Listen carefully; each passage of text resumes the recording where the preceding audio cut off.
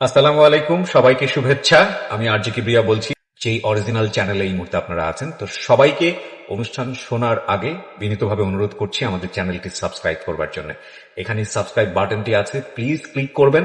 পাশে একটা bell button আছে, বাটনটি অন করে নেবেন। সবার প্রতি রিকোয়েস্ট থাকছে। Thank you very much. প্রিয় শ্রোতা, আপনাদের সবাইকে স্বাগত জানাচ্ছি জীবন গল্পে। আমি আরজি কিবরিয়া রয়েছে আপনার সঙ্গে, এবং কথা না বাড়িয়ে আমার যিনি গেস্ট আছেন তার সঙ্গে আজকে পরিচয় করিয়ে দিই। জি, প্রথমে আপনি আপনার নামটা একটু বলেন প্লিজ। আমি আরিফা।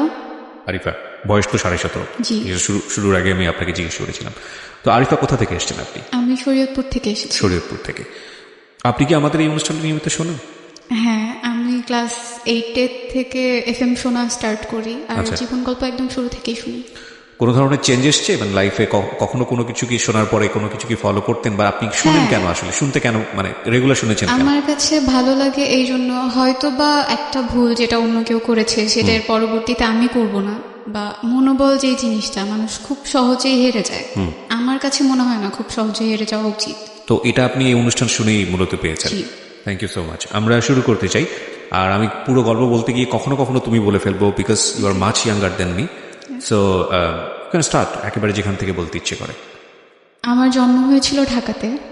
মা, বাবা, আমি আর ভাইয়া একসাথেই থাকতাম। আমি ছোটবেলা থেকে জেনে এসেছি আমার দাদা বাড়ি, নানা বাড়ি দুটোই শরীয়তপুরে। জি। বেসিক্যালি দাদা বাড়ি ছিল পুরান ঢাকাতে। তো দাদার সাথে বাবার সম্পর্ক খারাপ থাকার কারণে কখনোই দাদা বাড়িতে যেয়ে ওঠা হয়নি।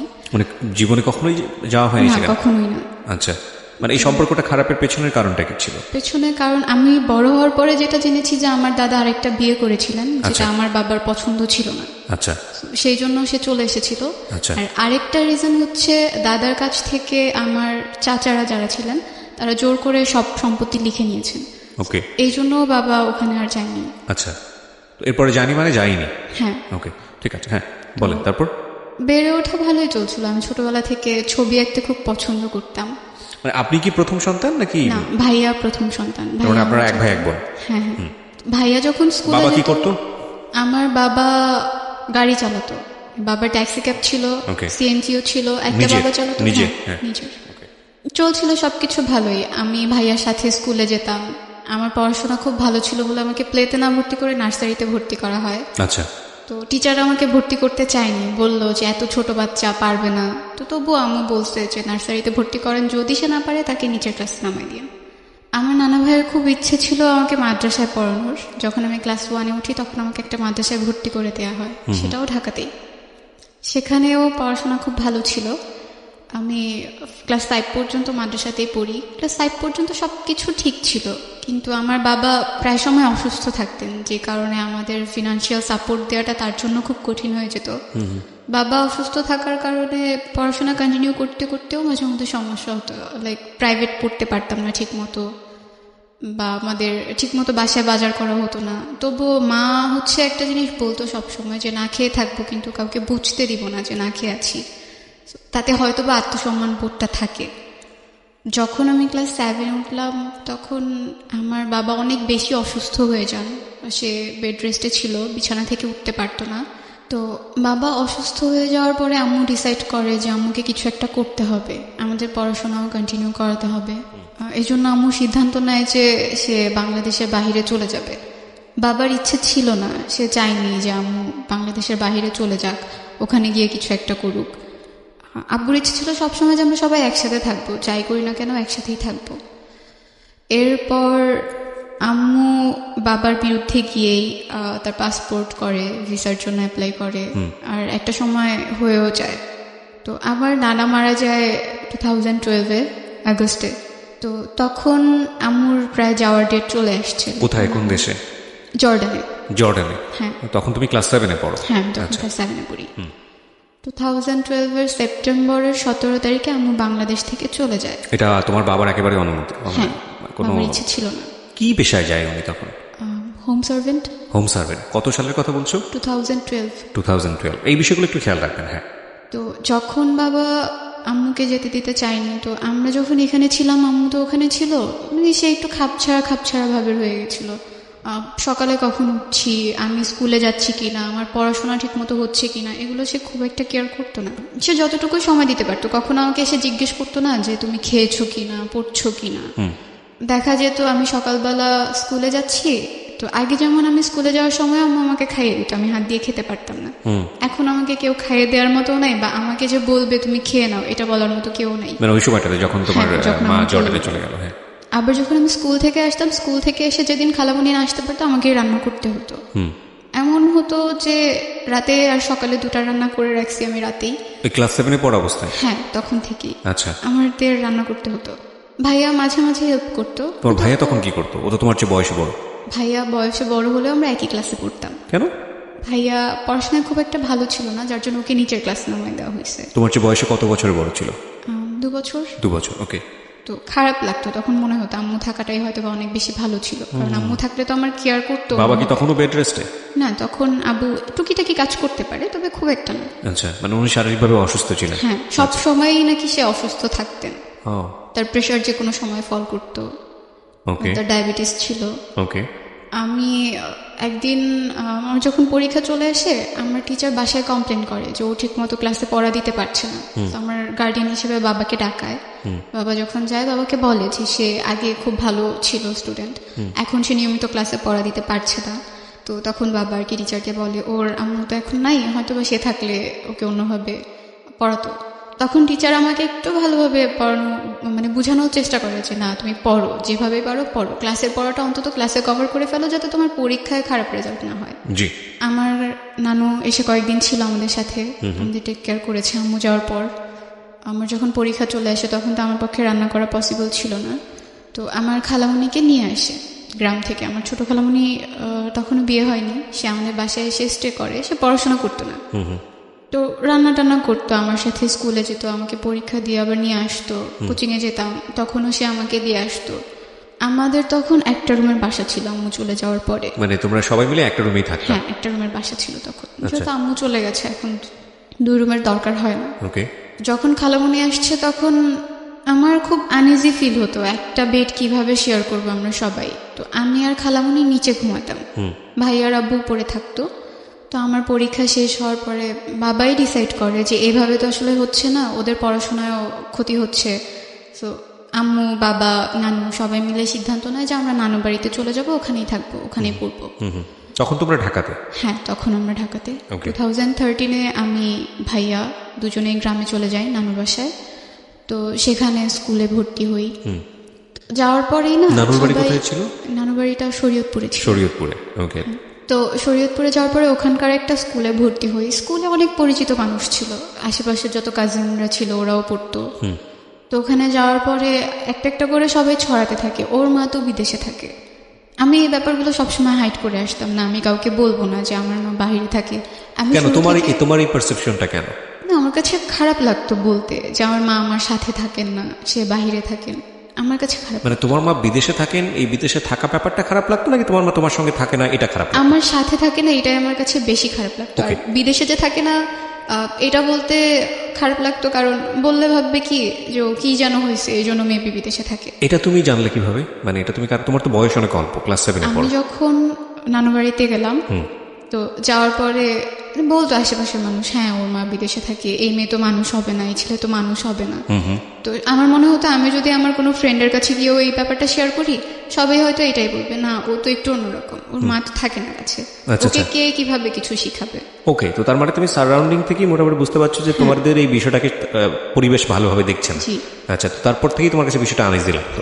হ্যাঁ, তোমার মাকে টাকা পয়সা পাঠাতো তখন? হ্যাঁ, পাঠাতো, প্রতি মাসে টাকা পয়সা। আমার স্যালারি তখন খুবই কম ছিল, জাস্ট কোনো রকম চলে যেত আমাদের। আচ্ছা, ঠিক আছে, হ্যাঁ বলো। তারপর আমরা যে নানু বাড়িতে থাকছি, এই ব্যাপারগুলো আমার মামা, মামি এরা সবাই একটু অপছন্দ করতো। তারা চাইতো না আমরা এখানে থাকি, বারবার বলতো ঢাকাতে থাকলে কি সমস্যা হতো, এখানে কেন থাকছে। যেটা হতো যে নানু 1 মাসের জন্য ঢাকায় চলে আসছিল, তখন বাসায় আমি, ছোট খালামণি, আব্বু, ভাইয়া 4 জন ছিলাম।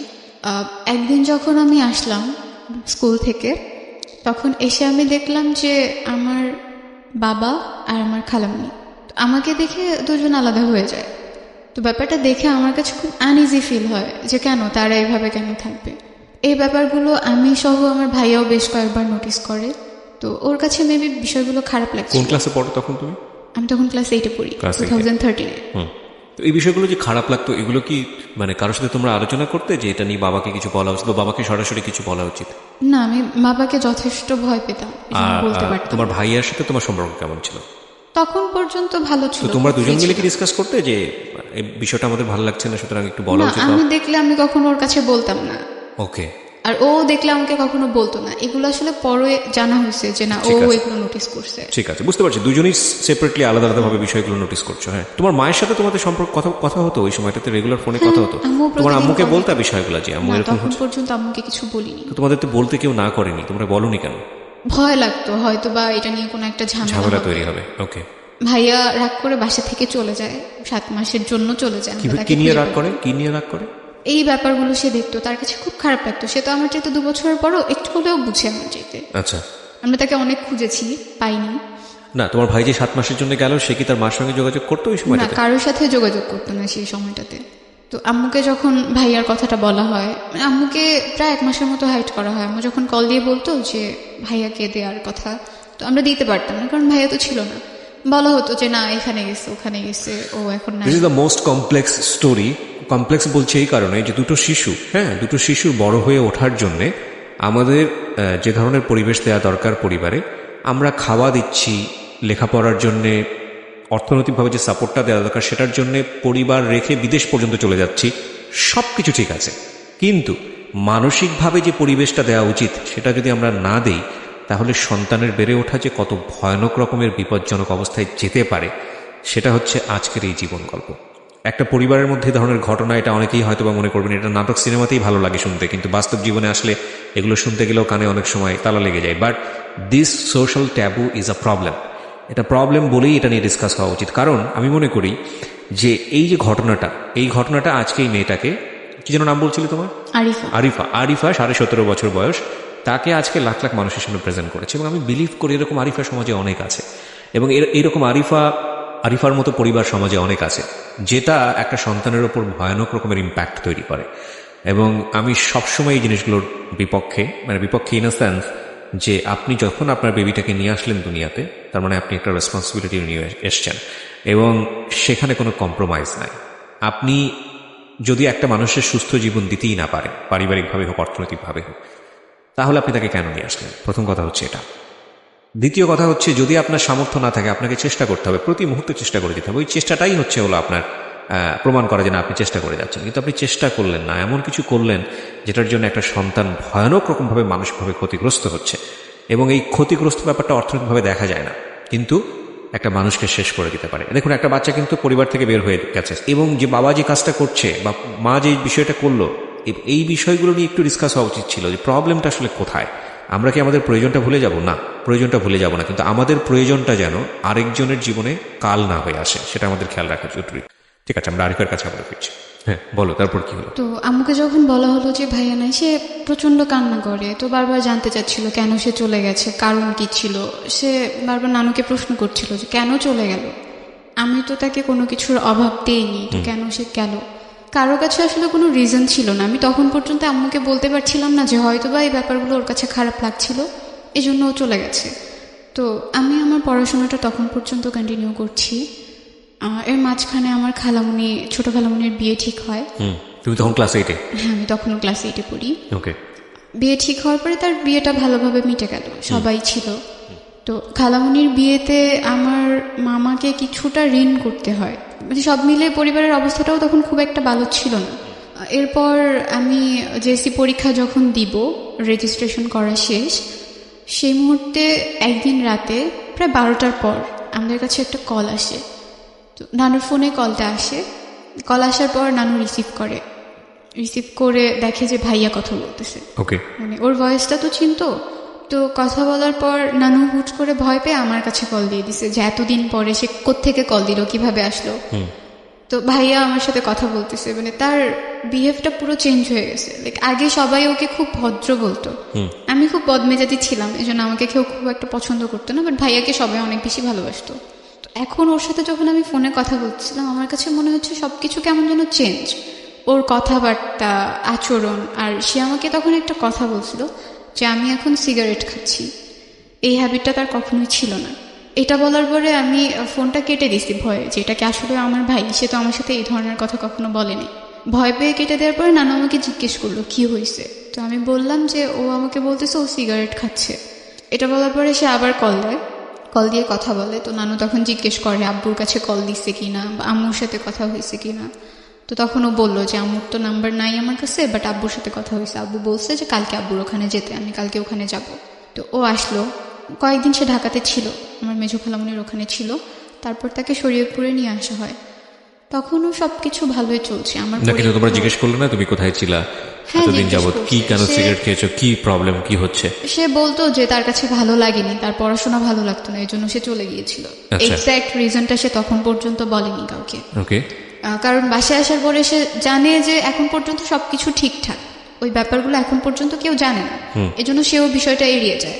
তো আবার যখন পরীক্ষা কাছে আসে, আমার মামারা সবাই একদিন বাড়িতে আসে। আসার পরে আমি শুনছি যে আমাকে দূরে রেখে তারা সবাই কিছু একটা নিয়ে ডিসকাস করছে, আমাকে ব্যাপারগুলো জানতে দিচ্ছে না।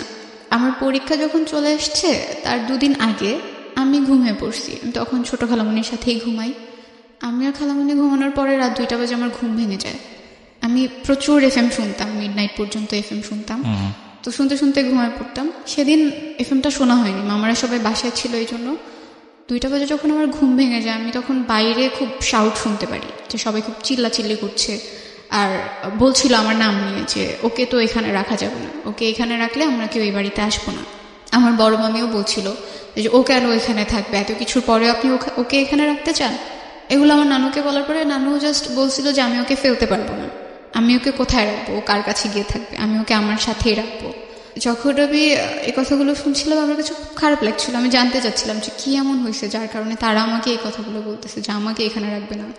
পরীক্ষার আগের দিন রাতে আবার শুনতে পেলাম যে আমার বাবার সাথে আমার ছোট খালামণির অ্যাফেয়ার ছিল। আমি যখন এই কথাগুলো শুনলাম আমার মনে হলো আমার মাথার উপর আকাশ ভেঙে পড়েছে। মানে এটা নিয়ে রাতের বেলা গন্ডগোল হচ্ছিল? হ্যাঁ, এটা নিয়ে গন্ডগোল হচ্ছিল। এটা তোমার খালামণির বিয়ের পরে? হ্যাঁ, খালামণির বিয়ের 3 থেকে 4 মাস পরেই। আস্তে আস্তে জানতে পারলাম যে তোমার বাবা তখন কোথায় ওই সময়? বাবা তখন ঢাকাতে। আচ্ছা। সে তখন ঢাকাতেই ছিল, ঢাকাতেই থাকতো। তো যখন এগুলো হয়, এই কথাগুলো যখন হচ্ছিল তখন খালামণি নানুর বাসায় ছিল, তার হাজবেন্ডের সাথে তার তখন ঝামেলা চলছিল। এই ব্যাপারগুলো নাকি আরো প্রায় 2 মাস আগে থেকে কথাবার্তা হচ্ছিল, কিন্তু এইভাবে না। তখন পর্যন্ত খুব একটা কেউ জানতো না। বড় মামার বাসায় নাকি ছোট খালামণির হাজবেন্ড বেড়াতে চায়, সেখানে গিয়ে সে মামার মামির সাথে এই কথাগুলো শেয়ার করে যে এরকম এরকম একটা কিছু হয়েছে। যখন আমাকে এগুলো বলা হয়, আমাকে একদম আমার নানু সামনাসামনি বলছিল যে তোর বাবাকে আমরা এত ভালো জানতাম, তোর বাবা এই কাজটা কিভাবে করলো। আমি তখন পড়ছিলাম, পরীক্ষা পরের দিন। আমার কাছে প্রচণ্ড খারাপ লাগছিল, আর আমি বিশ্বাস করতে পারছিলাম না যে আমার বাবা এমন কিছু একটা করতে পারে। আর এখন যে এই ব্যাপারটা অনেক দূর এগিয়ে গেছে, যেখানে আমার আম্মু আমার খালামণিকে অনেক বেশি আদর করতো, তার জামা কাপড় থেকে শুরু করে এভরিথিং আম্মুই দিত। আমার পরীক্ষার আগের দিন পর্যন্ত তো এগুলো ঠিক আছে, আম্মুর সাথে আমার তখন পর্যন্ত কথা হয়নি। আমি যে আম্মুকে ফোন দিয়ে বলবো যে মা এগুলো তো ঘটছে, তুমি কি কিছু জানো কি না, সেই সুযোগটাও আমি পাইনি। পরের দিন আমার পরীক্ষা, আমার প্রথম পরীক্ষার দিন মা বাবার কাছে তো সবাই দোয়া চায়, যদি দূরে থাকে তাও দোয়া চায়।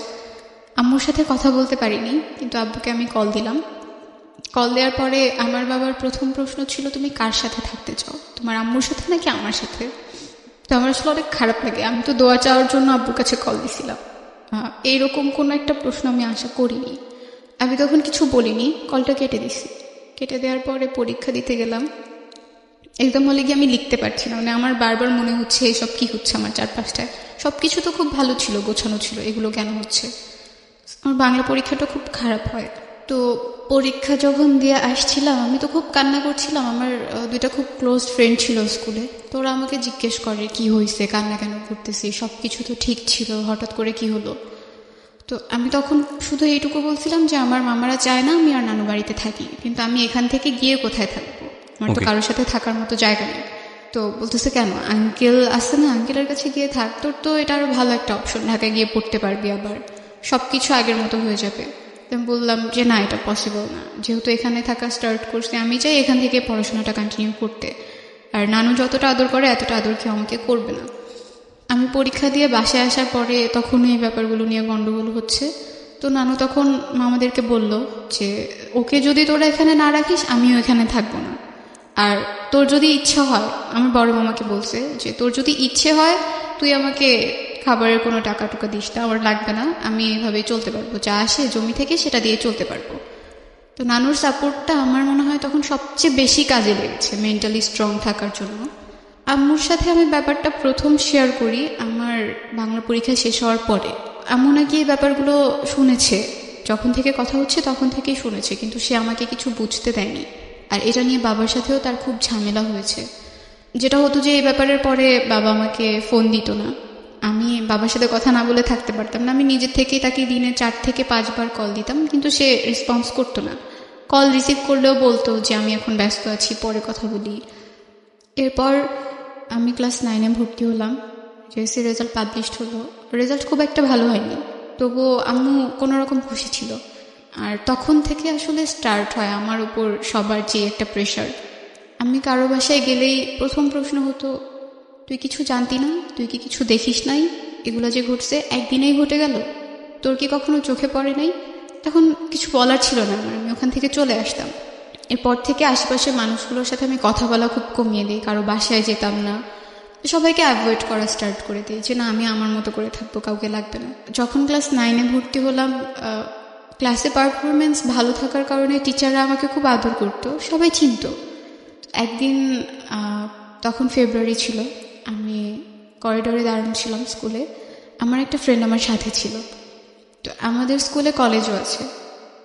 হঠাৎ করে কলেজের ভাইয়েরা যখন যাচ্ছিল, আমার একটা ফ্রেন্ড বলছিল, একটা ছেলেকে দেখিয়ে বলছিল যে এই ছেলেটা তো খুব সুন্দর, আমার খুব ইচ্ছে করে এর সাথে প্রেম করতে, যদি আমাকে বলতো আমি এক পায়ে রাজি হয়ে যেতাম। তো আমি হেসে দিচ্ছি, আমি কিছু বলিনি। সে ছেলেটা এতটাও সুন্দর না যে তার সাথে প্রেম করতে হবে। এই কথাটা বলার পরে সে আমাকে বলছে যে তুমি জাস্ট ওর সাথে ফ্রেন্ডশিপ করে দেখাও। বলছি আমি যদি এখন হুট করে গিয়ে তাকে বলি যে ভাই আমি আপনার সাথে ফ্রেন্ডশিপ করবো, সে তো আমাকে একটা চর দিয়ে দিবে, পিচ্ছি মেয়ে কোত্থেকে আসছে ফ্রেন্ডশিপ করতে। এটা বলার পরে সে বলতেছে আমি তোমাকে ফোন নাম্বার কালেক্ট করে দিব এনিহাও, বাট তোমার ওর সাথে ফ্রেন্ডশিপ করে দেখাতে হবে, যদি তুমি না পারো তুমি স্কুলে আসবে না। লাইক একটা চ্যালেঞ্জের মতো হয়ে গেছে। তো আমি বললাম ওকে ফাইন, তুমি যদি আমাকে নাম্বার কালেক্ট করে দিতে পারো আমি দেখবো বাকিটা কিভাবে কি করা যায়। তখন পর্যন্ত আমার কোনো পার্সোনাল ফোন ছিল না। তো প্রায় 1 মাস পরে সে আমাকে একদিন মেসেজে একটা নাম্বার দিল, আর তার নামটা আমি এখানে বলতে চাচ্ছি না। তো নামটাও সাথে লিখে দিছিল যে এটা ওর নাম্বার। তো আমি ওকে জিজ্ঞেস করলাম কিভাবে কালেক্ট করছো, বললো যে আমার একটা ফ্রেন্ড আছে তার কাছ থেকে কালেক্ট করে দিছি। কোন ক্লাসে পড়ো তখন তুমি? তখন আমি ক্লাস 9-এ। ক্লাস 9-এ পড়ো। তোমার ভাই কি তোমার সঙ্গে থাকে? না, ভাইয়া তখন ঢাকাতে থাকতো, ঢাকাতে আব্বুর সাথে, বাবার সঙ্গে থাকতো। হ্যাঁ। তুমি থাকতো তোমার নানুর সঙ্গে? হ্যাঁ। আচ্ছা। তো আমি সেদিন রাতেই একটা মেসেজ দিই, মেসেজ দেওয়ার পরে হ্যাঁ ছেলেটাকে মেসেজ দিই। ছেলেটা কি তোমাদের স্কুলের কলেজ সেকশনে পড়তো? হ্যাঁ হ্যাঁ। ওকে। সে তখন ইন্টারমিডিয়েট ফার্স্ট ইয়ারে পড়তো। তুমি তখন ক্লাস 9? হ্যাঁ। তো মেসেজ দেওয়ার পরে সে রিপ্লাই দেয়, সাথে সাথেই রিপ্লাই দেয়, জিজ্ঞেস করে কে। তো আমি আমার পরিচয়টা গোপন রেখেই তার সাথে কথা বলছিলাম। জি। আমি যখন তাকে মেসেজ দিছি তখন আমি আমার ফ্রেন্ডকে বললাম যে আমি তো তাকে মেসেজ দিছি, সে রিপ্লাই দিছে। তার আগে তুমি আমাকে একটু বলো, সেটা হচ্ছে যে আমি এখান থেকে আবার শুনবো তোমার কাছে, কিন্তু এটা নিয়ে তোমার বাবার সঙ্গে তোমার যোগাযোগ হতো, তোমার বাবা বিষয়টাকে ডিনাই করতো, মানে তোমার সঙ্গে কথা বলতে চাইতো না। বিষয়টা এরকম ছিল যে বাবা তোমাকে যে প্রশ্নটা করেছিল যে তুমি কার সঙ্গে থাকবা, বাবার সঙ্গে থাকবা নাকি ওখানে থাকবা, সেটার সিদ্ধান্ত আসলে এসে পায়নি, বা তুমি বাবার সঙ্গে থাকছো না এই কারণে বাবা তোমার উপর রাগ করেছিল, বিষয়টা কিরকম? না, বিষয়টা এমন না, বাবা আসলে চাইতোই না, সে আমাদেরকে দূরে সরাতে চাচ্ছিল আস্তে আস্তে, সে চাচ্ছিল তার মতো করে আলাদা থাকতে। আচ্ছা। আর আম্মুও চাইতো না যে আমি বাবার সাথে কথা বলি, বাবার সাথে সম্পর্ক রাখি। আর ভাইয়া থাকতো, ওর তো ঢাকায় থেকে আবার পড়াশোনা করা স্টার্ট করে দিছে, ওর ওখানে থাকার মতো খুব একটা জায়গা ছিল না, তো এই জন্য বাবার সাথে থেকে পড়াশোনাটা করতো। তুমি এই ঘটনা ঘটার পরে মার সঙ্গে কি এই বিষয়গুলো নিয়ে কথাবার্তা হলো? মা কি তোমাকে কিছু জিজ্ঞেস করেছিল বিষয়গুলো নিয়ে? আম্মু আমাকে কিছু জিজ্ঞেস করেনি। আমি যখন পরীক্ষা দিয়ে আসার পর আম্মুর সাথে কথা বললাম, আমার খুব মন খারাপ ছিল, পরীক্ষা তো ভালো হয়নি, তার উপর বাসায় এত কথা হচ্ছে। তো আম্মুকে আমি বললাম যে মা আমার পরীক্ষা ভালো হয়নি। জিজ্ঞেস করলো কেন, আমি বললাম বাসায় এরকম এরকম কথা হচ্ছে, তারা আমাকে এখানে রাখতে চাচ্ছে না, কারণটাও বললাম। তো বলতেছে আচ্ছা ঠিক আছে, তুমি কয়েকদিন থাকো, পরীক্ষাটা দাও, তারপর দেখা যাবে কি হয়।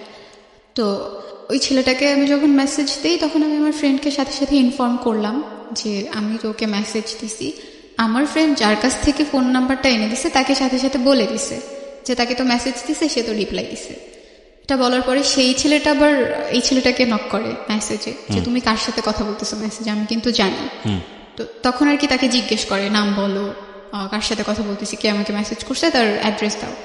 তো আমি একটা মিথ্যা অ্যাড্রেস দিয়ে তো পরিচয়টা স্টার্ট করি, সে সেই অ্যাড্রেসটাই বলে, সেও জানতো না আসলে আমি কে। তো আমার হচ্ছে জাস্ট ফ্রেন্ডশিপ করাটা একটা ইস্যু ছিল, আর কিছু ছিল না। আমি ফ্রেন্ডশিপ করার পর তার সাথে কথা বলা বন্ধ করে দিব, এরকম কিছু একটা প্ল্যান ছিল। তোমাদের যে ফ্রেন্ডশিপের জায়গা থেকে আমি আবারও ফিরি, কিন্তু তার আগে আমাকে একটু বলো, তোমাদের বাবার সাথে মার যে দূরত্ব বা সেপারেট হয়ে যাওয়ার যে ব্যাপারটা, সেখানে যেই ব্যক্তিটি মানে তোমার আন্টি, তো সেখানে ওনার যে 3 মাস পরে যে প্রবলেমটা হলো বিয়ের পরে, ওনার অবস্থা কি দাঁড়ালো ওই ঘটনার পরে?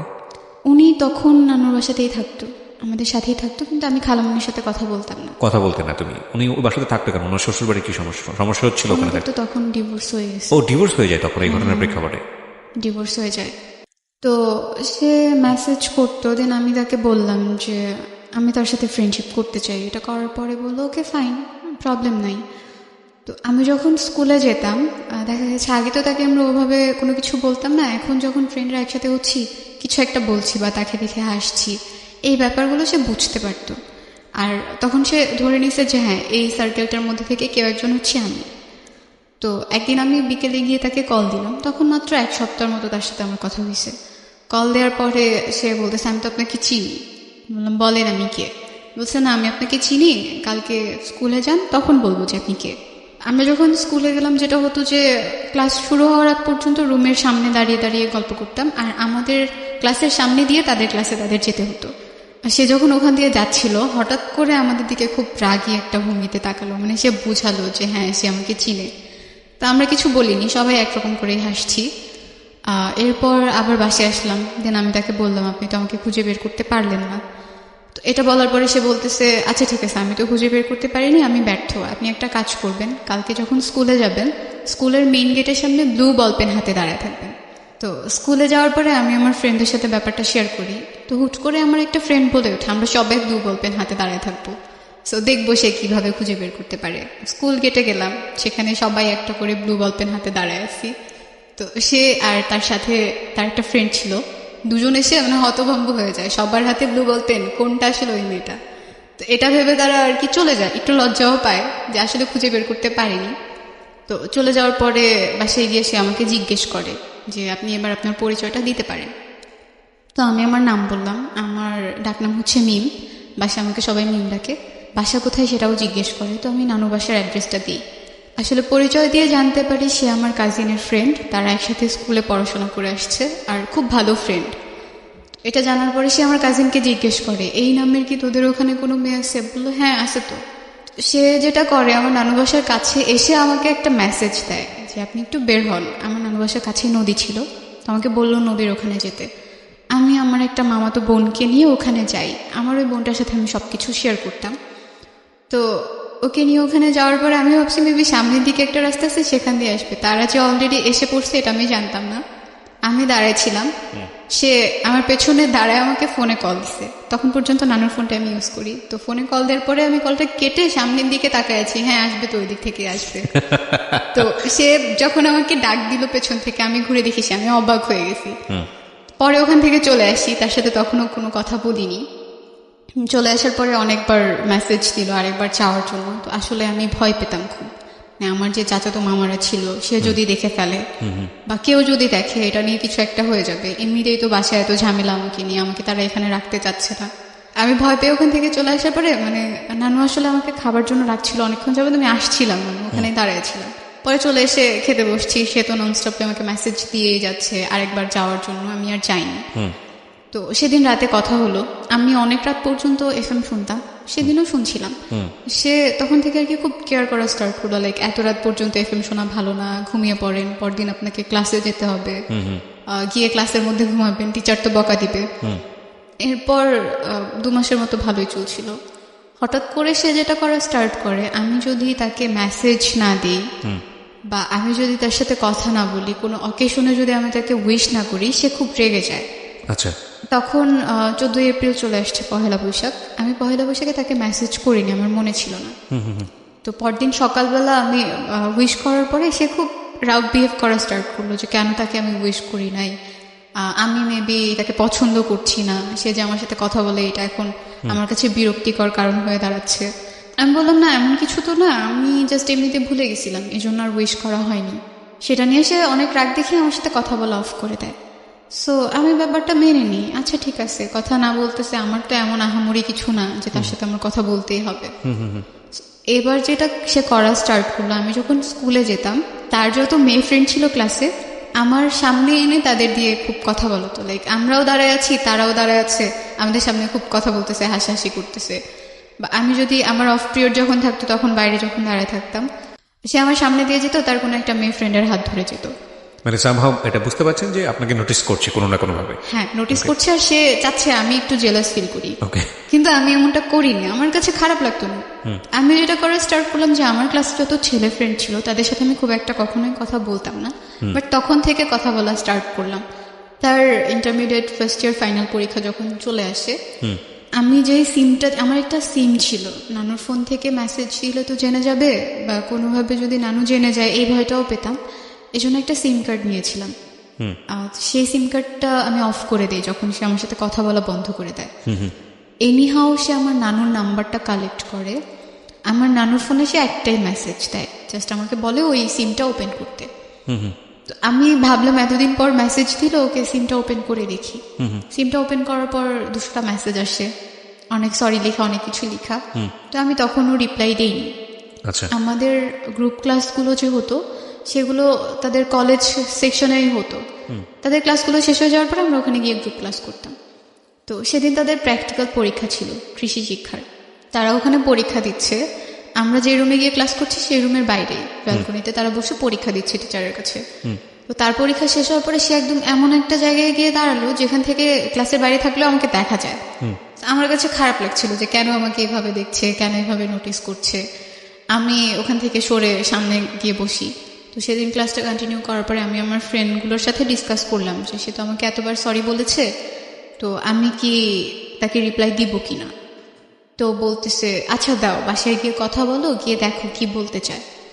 তো আমি বাসায় গিয়ে তাকে মেসেজ দেই, দেওয়ার পরে আবার সবকিছু নর্মাল হয়। সে অনেকবার সরি বলার পরে আবার কথা বলা স্টার্ট করি। আমাদের ফোনে খুব কম কথা হতো, হয়তো 2 সপ্তাহে একবার ফোনে কথা হতো, বেশিরভাগ সময়টা মেসেজে কথা বলতাম। 2-3 দিন যাওয়ার পরে আমি একদিন বলি যে আমার প্রচন্ড মাথা ব্যথা করতেছে, এখন মেসেজ করতে পারবো না, আমার খারাপ লাগতেছে। সে তখন আমাকে একটা মেসেজ পাঠায় যে বাসা তো খুব কাছে, আমি কি আসবো, দেখে যাবো। বলছি না, আপনার আসার দরকার নেই, কেন আসবেন। তো সে বলতেছে ওকে ফাইন, আমি মেসেজ করতেছি, যদি খারাপ লাগে তখন বলবেন যে হ্যাঁ খারাপ লাগতেছে। আর এর মাঝখানে সে আরেকটা টেক্সট করে যে আমি আপনার মাথায় হাত বুলাই দিয়ে আপনি ঘুমায় যান। তো ব্যাপারটা একটু আমার কাছে অন্যরকম লাগে, হঠাৎ করে এই কথাটা সে আমাকে কেন বলবে। দেন আমি আবার পরের দিন স্কুলে গেলাম, স্কুলে গিয়ে ফ্রেন্ডদের সাথে এই ব্যাপারগুলো শেয়ার করলাম, সে তো এগুলো বলতেছে। ওরা এমন একটা ভাব নিয়ে আমাকে একটা কথা বললো, এই ছেলে তোমাকে প্রপোজ করবে, জীবনেও না, এটা তো জাস্ট সে এমনি বলে ফেলছে কথার প্রসঙ্গে। আমি বললাম আচ্ছা আমি কি দেখতে এতটাই খারাপ, এতটাই কুৎসিত যে আমাকে সে প্রপোজ করতে পারবে না। বাসায় চলে আসি, আবারও তার সাথে কথা বলা স্টার্ট করি। তো একদিন হুট করে সে আমাকে রাতে প্রপোজ করে বসে। তো করার পরে আমি সেদিন তাকে বললাম, হ্যাঁ মেসেজেই করে। আচ্ছা। তো সে যখন প্রপোজ করে আমি তাকে না করে দিই, রিফিউজ করে দিই। করার পরে সে বললো ওকে ফাইন, তুমি যদি সময় নিতে চাও সময় নিতে পারো, আমার কোনো প্রবলেম নেই, আর আমি জোর করছি না, আমার জোর করার দরকারও হবে না। তখন থেকে সে যেটা করলো, কলেজে আসা কমিয়ে দিল। সে চেষ্টা করছিল ট্রান্সফার হওয়ার অন্য কোনো কলেজে, সেটার জন্য অ্যাপ্লাই করেছে। তো আমার সাথেও তার খুব কম দেখা হতো। একদিন আমি একটা বিয়ের অনুষ্ঠানে গিয়েছিলাম, সো আমি একটা ব্ল্যাক কালারের ড্রেস পরা ছিলাম। তো সেদিন যখন আমি আসছি তার সাথে আমার রাস্তায় দেখা হয়, সেও একটা ব্ল্যাক কালারের ড্রেস পরা ছিল। তো দিন বাসায় আসার পরে মানে বলতেছে হ্যাঁ আজকে তো ম্যাচিং হয়ে গেছে ড্রেসেও। বললাম ম্যাচিং হয়ে গেছে, এটা তো আহামরি কিছু হয়নি, ম্যাচিং হলেই কি আর না হলেই কি। তো সে বলতেছিল যে হ্যাঁ আপনি মেবি আমার মেসেজে বিরক্ত হচ্ছেন, আমি আর মেসেজ করবো না। বললাম ওকে ফাইন, মেসেজ করার দরকার নেই। তবুও করতো, হঠাৎ করে 2-1টা মেসেজ করতো, আবার করতে করতে কথা হতো অনেকক্ষণ পর্যন্ত। এর মাঝখানে যেটা হয় যে কোনোভাবে আমার নানু বুঝতে পারে ব্যাপারটা যে না ও কিছু একটার মধ্যে আছে, মানে আপনি কিছু একটার মধ্যে ফলিং হচ্ছেন। হ্যাঁ, নানু আমাকে একদিন জিজ্ঞেস করে তুমি কি কারোর সাথে কথা বলো। আমি আসলে এই প্রশ্নটার জন্য তখনও প্রস্তুত ছিলাম না। আমি বললাম না তো, আমি কারোর সাথে কথা বলি না, সবকিছু ঠিক আছে। তো যেটা হয় যে সে আমাকে একদিন রাতে বলল সে বাংলাদেশের বাইরে চলে যাওয়ার জন্য ট্রাই করতেছে, চলে যাবে, পড়াশোনা করবে না, এখানে স্টপ থাকবে। তো এটা বলার পরে আমার খারাপ লাগে যে কেন চলে যাবে, এখানেই থাকতো, পড়াশোনা করতো, কথা তো হচ্ছিলই, ফিল করতেছিলাম কিছু একটা হয়তো বা হচ্ছে।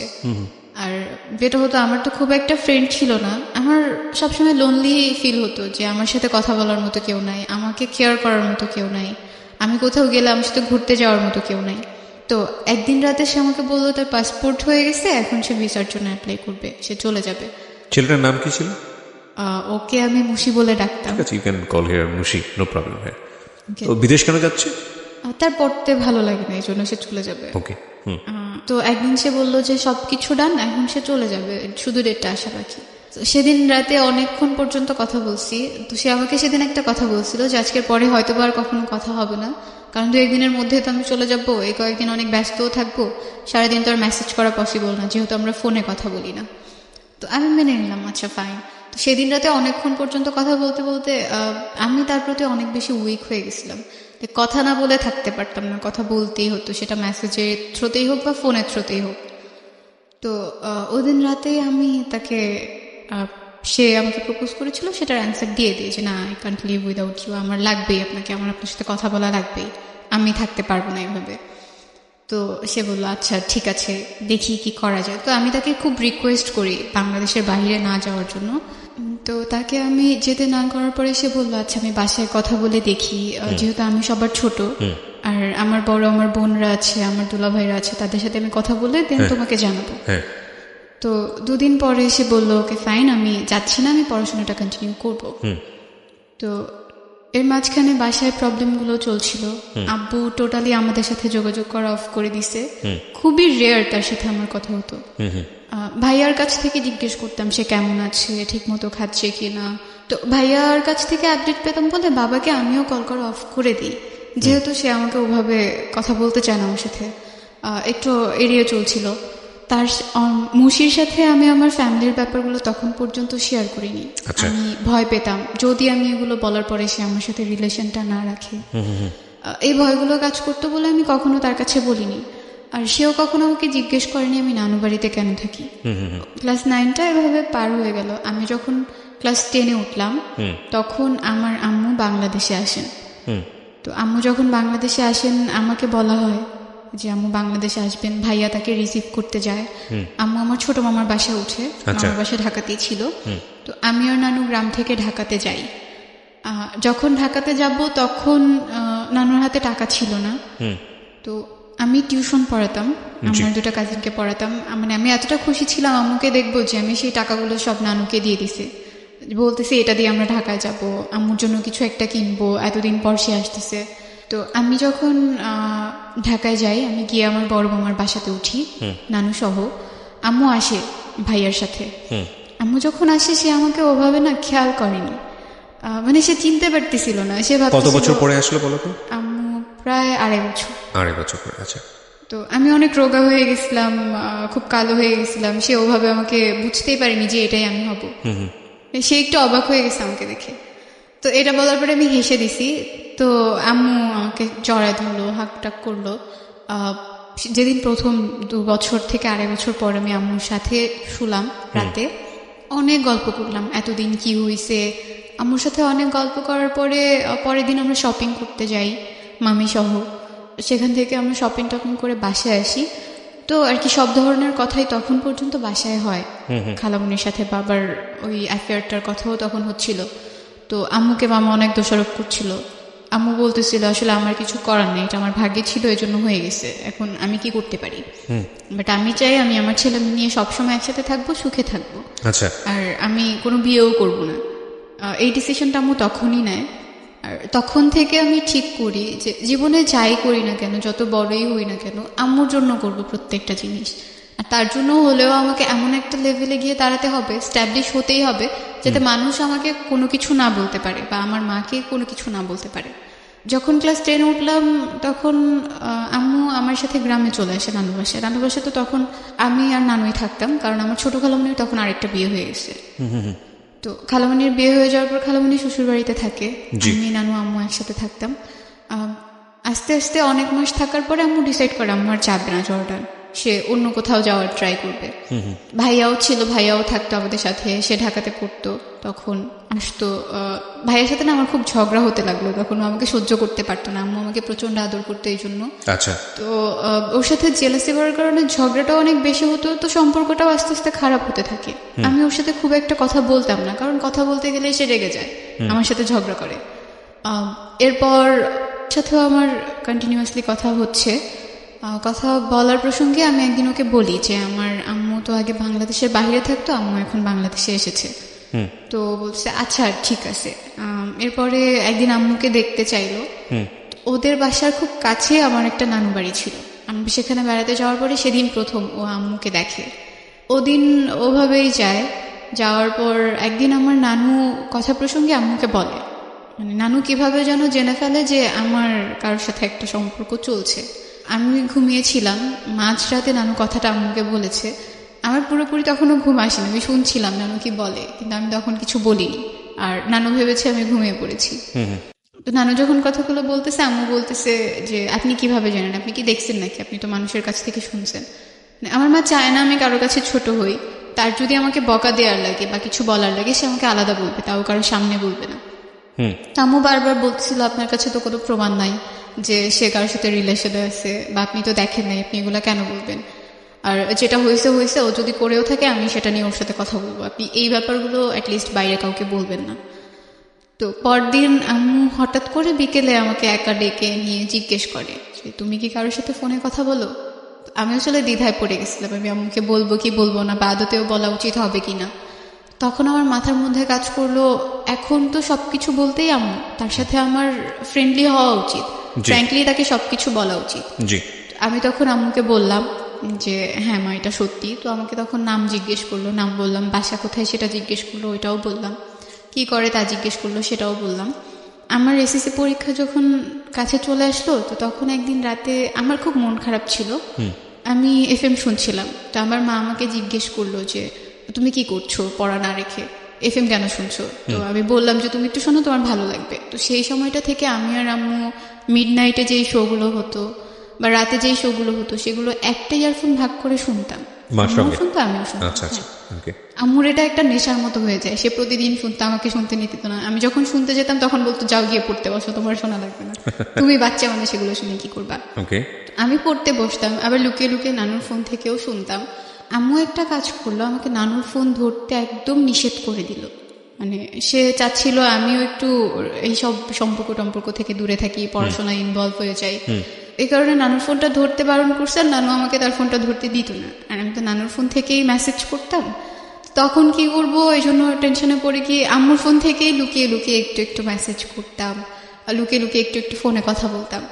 ও আমাকে সবসময় রিকোয়েস্ট করতো দেখা করার জন্য, কিন্তু আমি বাসার সবাইকে ভয় পেতাম বলে দেখা করতাম না, কখনোই করতাম না। যতটুকু দেখা হতো, আমি যদি স্কুলে যেতাম কখনো সামনে পড়ে গেলে দেখা হতো, এছাড়া দেখা হতো না। একদিন তার একটা ফ্রেন্ডের মাধ্যমে আমাকে একটা গিফট দেয়, তো সেটা আমি যখন বাসায় নিয়ে এসে আলমারিতে রেখে দিছি, আম্মু যখন আলমারিটা খুলছে সেটা সে দেখে ফেলছে। তো তার কথা হচ্ছে আমি তো তোমাকে টাকা দিই নাই, তুমি এটা কোত্থেকে পাইছো, আমাকে বারবার জিজ্ঞেস করতেছিল এটা কে দিল।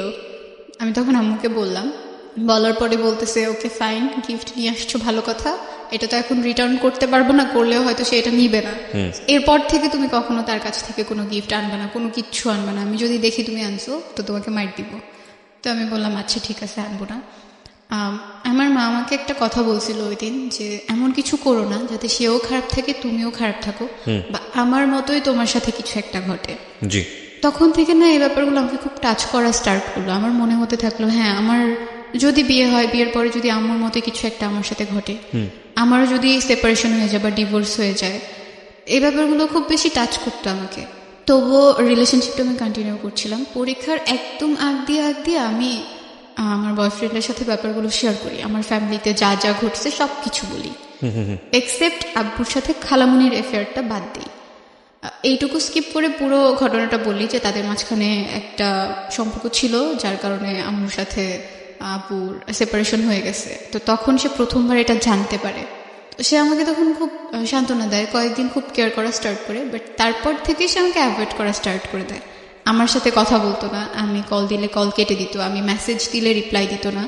তো তো আমার পরীক্ষা চলে আসছে বিধায় আমিও এগুলোকে একটু সাইডে রেখে দিলাম, আমি আমার মতো করে পড়াশোনা করতে লাগলাম। পরীক্ষা দেওয়ার পরে 14 ফেব্রুয়ারিতে ভ্যালেন্টাইন্স ডে ছিল, সেদিন সে আমাকে একটা মেসেজ দিল। এই পরীক্ষা চলাকালীন তার সাথে আমার কোনো কথা হয়নি, তো মেসেজ দেওয়ার পরে শুধু সেই দিনটাই কথা হয়েছে রাতে মেসেজে। তো এর মাঝখানে আমার ভাইয়া পড়াশোনা টোটালি ছেড়ে দিছে বলে আম্মু ডিসাইড করে যে ওকে বাংলাদেশের বাইরে পাঠিয়ে দিবে। আমার আঙ্কেল থাকে মালয়েশিয়া, তো তার সাথে কথা বলে ভাইয়াকে মালয়েশিয়া পাঠিয়ে দেওয়া হয়। তখন আমার পরীক্ষা চলছে, আমার একটু মন খারাপও ছিল ভাইয়া চলে গেছে। তো এটা নিয়ে ওর সাথে আমার মাঝে মাঝে কথা হতো যে ভাইয়া চলে গেছে, এখন তো কারোর সাথে আমি ঝগড়াও করতে পারি না, গল্প করার মতো কেউ নাই, সো খারাপ লাগে। আর আমি একদম একা হয়ে গেছি, পরীক্ষা বলে কোনো ফ্রেন্ডও আমাকে সময় দিতে পারে না, কারোর সাথে কথাও হয় না। তো সে একটু কোম্পানি দিত আমাকে, যতটুকু পারতো দিত। আচ্ছা। তো আমার যেদিন রেজাল্ট পাবলিশড হয় সেদিন সবার প্রথমে ওই আমাকে আমার রেজাল্টটা জানায়। তো আম্মুর ফোনে কল দিছে, তো আম্মু ভাবছে আমার কোনো ফ্রেন্ড মেবি, আম্মু আমাকে দিয়ে দিছে। তো আমি যখন বললাম আমার রেজাল্ট পাবলিশড হয়েছে আম্মু, CGPA এত, তো আম্মু বলতেছে কে কল দিছে। তো এখন তো বলতে পারতেছি না সে কল দিছে। তো আম্মু জিজ্ঞেস করতেছে তোমার ফ্রেন্ড কল দিচ্ছে, তোমার ফ্রেন্ডের রেজাল্ট পায়নি? বলছি না, ওর রেজাল্ট এখনো পাইনি। তো রেজাল্ট পাবলিশড হওয়ার পরে ডিসাইড করতেছিল সবাই আমাকে কোথায় রাখবে, কোথায় ভর্তি করবে। আমার ইচ্ছে ছিল ঢাকায় ব্যাক করার, ঢাকাতেই পড়ার, বাট আম্মু চাচ্ছিল না, কারণ থাকা খাওয়ার একটা প্রবলেম হবে, আর সে মেয়েদের কোনো হোস্টেলেও আমাকে রাখবে না। মানে গ্রামের মানুষের একটা ধারণা হচ্ছে হোস্টেলে থাকা মানেই মেয়েরা খারাপ হয়ে যায়। শরীয়তপুরে একটা মহিলা কলেজ আছে, সেখানে আমাকে ভর্তি করা হয় আমার একদম অনিচ্ছার বাইরে, আম্মু সবকিছু করে। তো ওখানে আমি যখন ভর্তি হই, বাসা থেকে কলেজে যেতে প্রায় 1 ঘন্টা লাগতো, বাট অনেকটা জার্নি করতে হতো। সো আম্মু চাচ্ছিল না যে আমি বাসায় থাকি, আর মামারাও অনেক কিছু বলতো, মামুনি অনেক কিছু বলতো, আমার বড় মামি যে, এজন্য কেউ চাচ্ছিল না যে আমি বাসায় থেকে পড়ি। আমাদের কলেজের একটা হোস্টেল আছে, তো আম্মু আমাদের যে হোস্টেল সুপার ছিল তার সাথে কথা বলে আমাকে ওখানে ভর্তি করে দেয়। আমি প্রথম 1 মাস বাসা থেকে কলেজটা কন্টিনিউ করি, এরপরে হোস্টেলে উঠে যাই। আমার যখন রেজাল্ট পাবলিশড হয় আর আমি কলেজে ভর্তি হব, তার 2 দিন আগেই আম্মু আবার জর্ডানে চলে যায়। ওকে। তো চলে যাওয়ার পরে আমি 1 মাস কলেজ থেকে বাসায় যাতায়াত করতাম। পরে যখন আমি চলে গেলাম, তো আম্মু নানুর সাথে কথা বললো, মানে মামারা চাচ্ছিল যে নানু ঢাকায় চলে যাক, নানু ঢাকায় গেলে নানুকে তারা দেখবে, কিন্তু যদি নানু এখানে থাকে নানুকে তারা খাবার টাবার কোনো কিছু দিবে না। সো আম্মু নানুর সাথে একদিন কথা বললো, কথা বলে জিজ্ঞেস করলো আপনি কি চান, আপনি যদি চান ঢাকায় যেতে আপনি যেতে পারেন, কিন্তু যদি এখানে থাকেন আপনার সব দায়িত্ব আমি নিব, ওটা আপনার ভাবা লাগবে না। তো নানু ডিসাইড করলো যে সে গ্রামেই থাকবে, সে ঢাকাতে মামাদের বাসায় যাবে না। আম্মুই তখন থেকে নানুর দেখাশোনাটা করে আসতেছে। আমি কলেজে ভর্তি হয়ে গেলাম। 2016 ডিসেম্বরে স্কাউট ক্যাম্প হয়, আমাদের কলেজ থেকে স্কাউট ক্যাম্পে যাওয়া হয়। তো আমরা মোট 16 জন গেছিলাম। তো ওখানে গিয়ে রোভার মুডে আমাদের কলেজ থেকে যে 8 জন সিলেক্ট করা হয়, সেই 8 জনের মাঝখানে আমিও ছিলাম। তো রোভার মুডে গিয়ে আমাদের পাশের তাঁবুতেই কিছু ছেলেরাও ছিল, মেয়েরাও ছিল। তো আমি একদিন, ওরা আমাদের কাছ থেকে একটা পানির পট নিছে, তো সেটা আনার জন্য যখন ওদের তাঁবুর ভেতরে যাই, একটা ছেলে ওখানে শোয়া ছিল। তো সে কিছু একটা বলছে, আমি ওটা শুনিনি, আমি ওখান থেকে বের হয়ে চলে আসি। আমি একটু ফ্ল্যাশব্যাকে যাব, এর মাঝখানে সাথে টোটালি আমার কথা অফ হয়ে যায়। আমরা কোরবানির ঈদের পরে একবার দেখা করছিলাম, তো যেদিন দেখা করি সেদিন আমরা বাইরে দেখা করি, সেটাই তার সাথে আমার বাইরে প্রথমবার দেখা। তো দেখা করার পরে ভালোই ছিল দিনটা, আমরা ফুচকা খেয়েছি, ঘুরেছি। এরপরে যখন আমি বাসায় আসলাম সেদিনও সে আমার সাথে কথা বলছে। এরপরে সে আমার সাথে একদম টোটালি কথা বলা অফ করে দিছে। আমি তাকে 1000বারও ফোন দিছি, সে কখনো আমার কল আর পিক করে নাই, আমার সাথে টোটালি কোনো যোগাযোগ করে নাই। আমি যখন হোস্টেলে চলে গেছি তখনও সে আমার সাথে আর যোগাযোগ করে নাই। ইভেন সে কেন আমার সাথে কথা বলতেছে না সেটার কোনো রিজনও সে তখন আমাকে দেয়নি। ওকে। তো যখন স্কাউট ক্যাম্পে গেলাম, ওখানে অনেক ছেলে কথা বলতে আসতো, কিন্তু কারোর সাথে আমি কথা বলতাম না। মানে আমার মনে হচ্ছিল ছেলেদের প্রতি আমার কেমন যেন একটা অ্যালার্জি তৈরি হয়ে গেছে, ওদের কাছ থেকে একটু দূরে থাকতাম। ওকে। ওখান থেকে যেদিন চলে আসলাম সেদিন আমার একটা ফ্রেন্ড ছিল হোস্টেলের, ও আমাকে একটা ছেলের কথা বললো যে তোমাকে পছন্দ করে, তোমার সাথে কথা বলতে চায়। তো আমি বলছি না, আমার নাম্বার টাম্বার দিও না, আমার কথা বলতে ইচ্ছে করে না, আমি কথা বলবো না। তো সেদিন আমরা একসাথেই ঘুমাই। তো একসাথে একদম স্কাউট ক্যাম্প থেকে এসে সেই সকালবেলা ঘুমাইছি, ঘুম ভাঙছে রাতে, মনেই ছিল না কখন সকাল পেরিয়ে দুপুর পেরিয়ে গেছে। তো ওর ফোনে ফোন দেয় সেই ছেলেটা, যে ছেলেটা ওর কাছে বলছে। তো ওই ছেলেটা ওকে ফোন দেওয়ার পরে ও বলে আমাকে, খুব রিকোয়েস্ট করে যে তুমি 5 মিনিট কথা বলো, তোমার সাথে কথা বলতে চায়। তো আমি 5 মিনিট তার সাথে কথা বলার পরে সে সব কিছু বলার পরে আমার ফোন নাম্বার চাইলাম, আমি তাকে আমার কন্ট্যাক্ট নাম্বার দেইনি। তো আমি তাকে একটু অ্যাভয়েড করে থাকলাম। আমার ফ্রেন্ডের রুমে আমি কম যেতাম, কারণ আমার মনে হতো আমি যদি ওর রুমে যাই ও হয়তো আমাকে বলবে ওই ছেলেটার সাথে কথা বলতে। তারপরের দিন আবার এরকম কথা বললো। তো কথা বলার পরে আমার মনে হলো যে আচ্ছা একটু কথা বলে দেখি কেমন, এতবার যখন রিকোয়েস্ট করছে কথা মানে তখন কি তোমার মুশির সঙ্গে সম্পর্কটা আছে? না, নাই। আচ্ছা, ওকে, ঠিক আছে, বল। তো ওর সাথে কথা বললাম, 2 দিন 3 দিন কথা বললাম। এরপরে আমাদের হোস্টেলটা ছুটি দিয়ে দিছে, ফার্স্ট ইয়ার ফাইনাল এক্সাম শেষ, এজন্য ছুটি দিছে। তো আমরা সবাই বাসায় যাব হোস্টেল থেকে। তো যেদিন আমি বাসায় যাব, আমার ফ্রেন্ড যে ওই ছেলেটাকে বলে রাখছে যে তুমি আসবা, ওর সাথে তোমাকে দেখা করে দিব, এটা আমি জানতাম না। আর ওই ছেলেটাকে, সেটাও আমি জানতাম না। আমাদের পাশের তাঁবুতেই নাকি ছিল, আমি তখনও তাকে দেখিনি। পরে আমি যখন বাসায় যাব তখন আমার ফ্রেন্ড ওকে ফোন দিয়ে আসতে বলে, ওর সাথে ওর 2টা ফ্রেন্ডও আসে। সেদিন আমি ওকে প্রথম দেখি, মানে আমার মনে হয়নি যে স্কাউট ক্যাম্পে যে 5 দিন ছিলাম, এই 5 দিন আমি তাকে একবারও দেখেছি। আমার একবারের জন্য মনে হয়নি, কেমন যেন অপরিচিত অপরিচিত মনে হচ্ছিল। তো আমরা তখন ডিসাইড করলাম বাসায় যাওয়ার আগে আমরা ঘুরতে যাব। তো শরীয়তপুরে একটা পার্ক আছে নড়িয়াতে, সেই পার্কে গেলাম, সবাই ঘুরলাম, অনেক ছবি টবি তুললাম। তো সেখান থেকে বাসায় চলে আসলাম। বাসায় এসে আমার ফোন থেকে কথা বললাম। তো কথা বলার পরে সে তো অনেক আগে প্রপোজ করে ফেলেছিল, বাট আমি তখন তাকে কিছু বলিনি। আমার ইচ্ছে ছিল এমনিতে কয়েকদিন কথা বলবো, এরপরে কথা বলা অফ করে দিব, আমার কোনো রিলেশনশিপে যাওয়ার ইচ্ছে ছিল না। তো হোস্টেল থেকে আবার যখন ব্যাক করলাম, আমি তখন শুধু একটা এয়ারটেল সিম কার্ড ইউজ করতাম, তার ছিল জিপি। তো কল রেট বেশি জিপিতে। সো সে আমাকে বললো একটা জিপি সিম কিনে নিতে। আমি আমার খালামণিকে দিয়ে একটা জিপি সিম রেজিস্ট্রেশন করে কিনে নিলাম। তো আবার যখন হোস্টেলে ব্যাক করলাম তখন জিপি সিম থেকে কথা হতো। একদিন রাতে আমি তাকে সবকিছু শেয়ার করবো ভাবলাম, কারণ আমার মনে হচ্ছিল মুশির সাথে আমার ব্রেকআপটা হয়তো আমার ফ্যামিলি পারসেপশনের কারণেই হয়েছে। তো এই জন্য আমি চাইলাম এবার যদি আমি কোনো রিলেশনশিপে যাই, এইগুলোর জন্য যেন কোনো প্রবলেম আমাকে ফেস করতে না হয়। যদি সে সবকিছু মেনে রিলেশনটা কন্টিনিউ করতে চায় করবে, আর যদি সে না চায় এখন থেকেই বাদ দিয়ে দিব কথা বলবো না। তো আমার আগে যে রিলেশন ছিল সেটা বলেছি, এখনো যে তার সাথে আমার ফাইনালি ব্রেকআপ হয়নি এটাও বলেছি। আর আমার বাবা মার যে ব্যাপারগুলো ছিল সেগুলোও বলেছি। আমি নানু বাড়িতে থাকি, হোস্টেল থেকে যখন আমি বাসায় যাই আমি নানু বাড়িতেই যাই, এগুলোও তার কাছে বলেছি। মানে তুমি তোমার ব্যাকগ্রাউন্ড, বাবা মার বিষয় সমস্ত কিছু তাকে বলে নিয়েছো? সমস্ত কিছু বলেছি। আচ্ছা, এজন্যই বলেছি কারণ পরে। এটা কি মুশি জানতো তোমার এই বিষয়গুলো? হ্যাঁ, কারণ সে তো তোমার কাজিনের এক ফ্রেন্ডই হয়, ক্লোজ ফ্রেন্ডই হয়। ওকে, হ্যাঁ। তো ওকে বলার পরে ও বললো ওকে ফাইন, আমার এগুলো নিয়ে কোনো প্রবলেম নাই, আর আমি আমার বাসায় কখনো এগুলো জানতেও দিব না, ওইভাবেই সবকিছু প্রেজেন্ট করবো যাতে তারাও এই ব্যাপারগুলো না জানতে পারে। তো আমি মেনে নিলাম ওকে ফাইন। তো কথা বলতাম, আমি যেটা করতাম যে মুশির সাথে যখন রিলেশন ছিল আমি ফোনে কথা বলতাম না। ও চাইতো ফোনে কথা বলতে, আমি কখনো বলতাম না, বা ওর সাথে আমি দেখা করতাম না। আর এবার যেটা করা স্টার্ট করলাম যে আমি ফোনে কথা বলতাম, যতটুকু পারতাম ফোনে কথা বলতাম। আমি যখন বাসায় যেতাম, বাসায় তো একাই যেতাম, যাওয়ার সময় তার সাথে আমি দেখা করে তারপরে বাসায় যেতাম, যাতে ও কখনো এই জিনিসগুলোর জন্য আমাকে না বলতে পারে যে না তুমি তোমার সাথে ফোনে কথা বলো না, দেখা করো না। আমি চাইনি এই জিনিসগুলোর কারণে এই রিলেশনটাও নষ্ট হয়ে যায়। সবকিছু ভালোই চলছিল।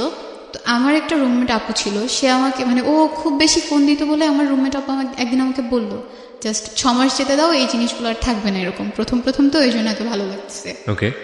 তো আমি ওকে বলি কথাটা যে আপু তো এরকম কিছু একটা বলতেছে, এটা কি সত্যি নাকি 6 মাস গেলে এরকম সবকিছু চেঞ্জ হয়ে যাবে?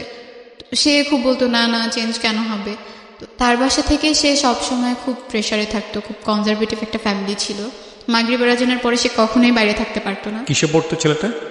ডিপ্লোমায় পড়তো। ওকে, তোমাদের দুজনের দেখা সাক্ষাৎ হয়েছে, কথাবার্তা হয়েছে। তুমি কি তোমার পাস্টটা বলেছো যে তোমার লাইফে আরেকজন ছেলে ছিল? ওটাও বলেছো। তার লাইফের পাস্টটা তুমি জানতে? জানতাম, তার কোনো গার্লফ্রেন্ড ছিল না বা কোনো রিলেশন, তুমি ফার্স্ট তার জীবনে। ওকে, ইটস আ মেন্টাল কমপ্লেক্স একটা সিচুয়েশন। তখন তোমার মা জর্ডানে, বাবার সঙ্গে যোগাযোগ নেই তোমার, ভাইও তোমার সঙ্গে থাকে না? ভাইয়া মালয়েশিয়াতে থাকে। ওকে, তো তোমার তো তুমি বয়ঃসন্ধিকাল পার করছিলে, এখন তো তুমি বুঝো, ইনফ্যাক্ট তুমি এখনো কিছুটা আছে, কারণ মাত্র 17.5 বছর বয়স। এই সময়টাতে মানুষের ব্যক্তিত্বর একটা অনেক বড় পরিবর্তন আসে, শারীরিক পরিবর্তন আসে। এই বিষয়গুলো নিয়ে তুমি কার সঙ্গে শেয়ার করতে? মানে থাকে না যে পরিবারের সবচেয়ে কাছের মানুষের সঙ্গে মনের বিষয়গুলো শেয়ার করা বা অন্যান্য সাপোর্টগুলো পাওয়া, এগুলো কি তোমার নানুর সঙ্গে তুমি শেয়ার করতে? না না, তাহলে আমার সাথে খুব একটা শেয়ার করতাম না। আমার ছোটবেলায় তো আম্মুকে আম্মুই বলে ডাকতাম, আমার সেজু খালামুনি যিনি ছিল তাকে আমি মা বলে ডাকতাম। আচ্ছা, তো খালামুনি এখন পর্যন্ত আম্মুর পরে সবচেয়ে বেশি আপন। মানে তোমাকে সামহাউ সে সাপোর্টটা দিয়েছে। হ্যাঁ, সব সময়। ইউ আর লাকি এনাফ যে তুমি ফ্যামিলির কোনো একজন মেম্বারের কাছ থেকে সাপোর্টগুলো পেয়েছো। আমি প্রশ্নটা এই কারণেই করেছি যে অনেক মেয়ের ভাগ্যেই সেটা বাংলাদেশে জোটে না, এটা এই পারিবারিক কমপ্লেক্সিটির কারণে। আমি কথা না বাড়িয়ে আরিফের কাছে আবারও যাচ্ছি। হ্যাঁ আরিফ বলো তারপর। তো ওর সাথে দেখা তো হতোই মাঝে মধ্যে। তো সে একদিন আমাকে বললো যে তার সাথে দূরে ঘুরতে যেতে হবে। ওর নাম কি তুমি বলতে চাচ্ছ না? ওর নামটা বলা যায়। হ্যাঁ, কি নাম ছিল? ফরহাদ। ফরহাদ, হ্যাঁ। ওদের বাসা ছিল মাদারীপুরে, বাট সে ডিপ্লোমাতে পড়তে বলে অন্য জেলায় তো পড়তে হয়, এজন্য শরীয়তপুরে পড়তো। আচ্ছা, তাদের কলেজ থেকে আমাদের কলেজটা খুব কাছে ছিল। তো ওখানেও ঘোরার বেশ কয়েকটা জায়গা ছিল। আমি বললাম ওখানে তো আমরা যেতে পারি, আমার হোস্টেল থেকে কাছে। তো বললো না, আমরা যে পার্কে প্রথমবার দেখা করেছিলাম সেই পার্কেই যাওয়া লাগবে। ওইভাবে আসলে আর হয়ে ওঠেনি। এটা নিয়ে সে কয়েকদিন আমার সাথে খুব রাগ ছিল, কথা বলেনি। একদিন মুশি আমাকে ফেসবুকে মেসেজ দেয়, মানে এই সম্পর্ক চলাকালীন সময়? না না, সম্পর্ক তখনও নাই, ফরহাদের সাথে সম্পর্ক তখন। এক্স্যাক্টলি, আমি সেটাই বলছি যে সেকেন্ড রিলেশনশিপে তুমি তখন ফরহাদের সাথে সম্পর্ক। হ্যাঁ, আমার ফেসবুক আইডির পাসওয়ার্ডটা ফরহাদের কাছে ছিল, মেসেজটা আমি সিন করার আগে ফরহাদ সিন করে। তো ও জানতো মুশির ব্যাপারে, সবকিছু জানতো, বাসা কোথায়, নাম কি, সবই জানতো মোটামুটি, শুধু ছবিটা দেখেনি। দেখে সে বুঝতে পারে যে এটাই সেই ছেলে। তো যখন সে বুঝতে পারে, সে আমার আইডি থেকে না, তার আইডি থেকে তাকে মেসেজ দেয়। ওকে, ফরহাদ নিজে যেচে মুশিকে মেসেজ দিতে যায় কেন? কারণটা কি, প্রয়োজনটা কি ছিল? মানে সে আসলে আমার আইডি থেকে যদি বলে যে আমার সাথে তার এখন রিলেশনশিপ চলছে, আমি তো দেখে ফেলবো সব যখন আমি ফেসবুকে যাব। এই জন্য সে তার আইডি থেকে মেসেজ দিয়ে সব বলে যে ওর সাথে এখন আমার রিলেশন চলছে, আপনি ওকে আর নক দিবেন না। আচ্ছা আচ্ছা। তো এগুলো আমাকে মুশি পরে বলে, আমার একটা ফ্রেন্ডের মাধ্যমে আর কি আমি জানি যে হ্যাঁ এরকম এরকম কিছু একটা হয়েছে। তো আমার খুব রাগ লাগে ফরহাদের উপর, যে কেন এটা ওকে বলার কি দরকার ছিল, ওর সাথে যেটা কথা বলার কি দরকার ছিল, না বললেও তো পারতো, এটাকে এড়িয়ে গেলেও পারতো। সে সব সময় যেচে ওকে নক দিত, কি করে, কোথায় আছে, কি করতেছে, আমাকে আর নক দিচ্ছে কিনা, আমার ফোনে কথা বলতেছি কিনা, এগুলো সবকিছু সে চেক করতো। তো আমার জিপি নাম্বারটাও ছিল মুশির কাছে, সেজন্য সে করলো আমাকে সিমটাই চেঞ্জ করে ফেলতে বললো। তো আমি আমার সিম কার্ডটা চেঞ্জ করে ফেলছি তার জন্যই আবার। এরপরে আবার সবকিছু ঠিকঠাক চলতেছে। সে সবকিছুতে না খুব সন্দেহ করা স্টার্ট করলো, আগে যেমন ছিল সে। তো আমার ব্যাপারগুলো খুব গায়ে লাগতো, যে কেন আমি রিলেশন করি বলে আমার কোনো স্বাধীনতা থাকবে না? আমার ফ্রেন্ড আছে, সে ছেলেই হোক মেয়েই হোক, তার সাথে আমি কথা বলবো না? আর যেহেতু আমার ফেসবুক আইডির পাসওয়ার্ডটা তার কাছে আছে, সে তো দেখতেছে আমি কার সাথে কথা বলতেছি, কি কথা বলতেছি, আর সবকিছুই সে দেখতেছে। আমি এগুলো নিয়ে তার সাথে বেশ কয়েকবার কথা বলেছি। যখনই কথা বলতাম তখনই সে রাগ হয়ে যেত, আর আমাকে একটা কথাই বলতো যে তোমার সাথে রিলেশন করা আমার জীবনে সবচেয়ে বড় পাপ। একদিন সে মানে কথা প্রসঙ্গে বলতে বলতে সে একদিন আমাকে বলে উঠলো যে আমার মা তো কখনো তোমাকে মেনে নিবে না, তুমি যেই ফ্যামিলির মেয়ে, যেমন একটা ফ্যামিলি ব্যাকগ্রাউন্ড আছে তোমার, এই ফ্যামিলির মেয়েকে তো কেউ কখনো বিয়েই করবে না, আর আমি আমার পাশে তোমাকে নিয়ে কিভাবে দাঁড়াবো? তো তখন আমি তাকে বললাম যে রিলেশনের আগে তো আমি এগুলো সব বলে নিছি, এমন না যে আমি বলিনি, তো এখন কেন এইসব কথা আমাকে শুনতে হচ্ছে? তো বলছে তোমার যদি ভালো না লাগে তুমি রিলেশন না রাখো, আমার সাথে আমার কোনো প্রবলেম নেই। তখন আমার সেকেন্ড ইয়ারে উঠে যায় আর কি, আমার পড়াশোনার প্রেশারটা অনেক বেশি বেড়ে যায়, কারণ সেকেন্ড ইয়ারে খুব একটা সময় পাই না আমরা। ওর খুব ইচ্ছে ছিল, ফরহাদের খুব ইচ্ছে ছিল ডিফেন্সে জব করার। সে আর্মিতে জবের জন্য খুব একটা ট্রাই করতে থাকে, তার হয়েও যায়। হয়ে যাওয়ার পরে জানুয়ারিতে, এই যে 2019 জানুয়ারিতে তার ট্রেনিংয়ে যাওয়ার কথা। তো তখন সে আমাকে বলে যে ট্রেনিংয়ে যাওয়ার আগে সে বিয়ে করে রাখবে। তো আমি বলছি এটা কেমন কথা, আমার এখন 18 বছর হয় নাই, আর আপনিও ম্যাচিউরড না, স্ট্যাবলিশও না, সো বিয়ের প্রসঙ্গ এখানে আসে না। আর সেকেন্ডলি আমি আমার বাসায় না বলে বিয়ে করবো না, যেহেতু আমার মা আমার কাছে অনেক কিছু, সে আমার জন্য এতটা করছে, আমাকে সে পড়াচ্ছে, ফিনান্সিয়াল সাপোর্টটা দিচ্ছে, আমি যখন যা চাচ্ছি তাই পাচ্ছি, তাকে না বলে আমি এমন কোনো কিছু করতে পারবো না। সে বললো যে না আমরা পরে বলবো, সমস্যা হবে না, বাট এখন বিয়েটা করে রাখবো। তো আমি একদমই মত দিইনি এটাতে। এরপর এই ব্যাপারগুলো নিয়ে না প্রতিদিন আমাদের মাঝখানে ঝগড়া হতো, লাইক সে বলতেই থাকতো দিনে বেশ কয়েকবার যে না এটা করতেই হবে, না করলে রিলেশন রাখবো না। তো এক পর্যায়ে আমি রেগে গিয়ে বলে দিতাম ওকে ফাইন, রিলেশন রাখা লাগবে না, বাট আমি বিয়ে করবো না। তো তখন আম্মুও জানে যে মুশির সাথে আমার কোনো রিলেশন নাই, আর এখানে এই রিলেশনটার ব্যাপারে আম্মু তখনও জানে না, আমি চাইনি সে জানুক আবার। এরপরে সে একদিন আমাকে অফার করে আমি যদি তাকে বিয়ে না করি তার সাথে আমার ফিজিক্যাল রিলেশনে যেতে হবে। এটা অফার করে? হ্যাঁ। আমার মানে খুব খারাপ লাগছিল যে কেন বিয়ে না করলেই কি এটা করতে হবে, এমন তো কোনো কথা নেই। তো সে আমাকে বলল যে তুমি তো তোমার আগের রিলেশন যার সাথে ছিল তার সাথে অনেক কিছু করে বেড়েছো, আমি তো সবই জানি। এই কথাটা যখন সে আমাকে বলছে তখন আমি তাকে জিজ্ঞেস করলাম কিভাবে জানেন, কি করে বেড়াইছি, কি প্রুফ আছে আপনার কাছে, সেগুলো আমাকে দেখাতে হবে। তো বলতেছে না আমি কেন দেখাবো, আমি শুধু জানি যে হ্যাঁ অনেক কিছু হয়েছে, আর সেই তো আমাকে সবকিছু বলছে। তো ব্যাপারটা আমার খুব ইগোতে লাগে যে কেন আমাকে এইভাবে সে বলবে। আমি তখন মুশির সাথে কথা বলি এই ব্যাপারটা নিয়ে, আর ওকে তখন আমি প্রথমবার বলি এই রিলেশনটার ব্যাপারে। এর আগে আমি নিজে কখনো ওকে গিয়ে বলিনি। অনেকদিন পরে এইসব ব্যাপার নিয়ে কথা বলাতে ও খুব একটা ইন্টারেস্ট দেখাচ্ছিল না এই ব্যাপারগুলো নিয়ে কথা বলাতে, যেহেতু তার সাথে আমার অনেকদিন পর কথা হচ্ছে। তো ওকে জিজ্ঞেস করার পরে ও জাস্ট বললো যে না তার সাথে আমার কথা হয়নি, একদিন জাস্ট আমাকে বলছে তোমার সাথে তার রিলেশন চলতেছে, এইটুকুই। এরপরে আমি তাকে ব্লক করে দিছি, এছাড়া তার সাথে আমার কোনো কথাই হয়নি। তো পরে বুঝতে পারলাম যে ফরহাদ এগুলো বানিয়ে বানিয়ে বলছে। আচ্ছা। এরপর আমি যখন ঢাকায় বেড়াতে আসি, ফরহাদও আসে ঢাকায় বেড়াতে, আসার পর 1 ঘন্টা সে আমাকে এই জিনিসটার জন্য ফোর্স করতে থাকে, না তোমাকে এটা করতেই হবে যদি তুমি বিয়ে না করো।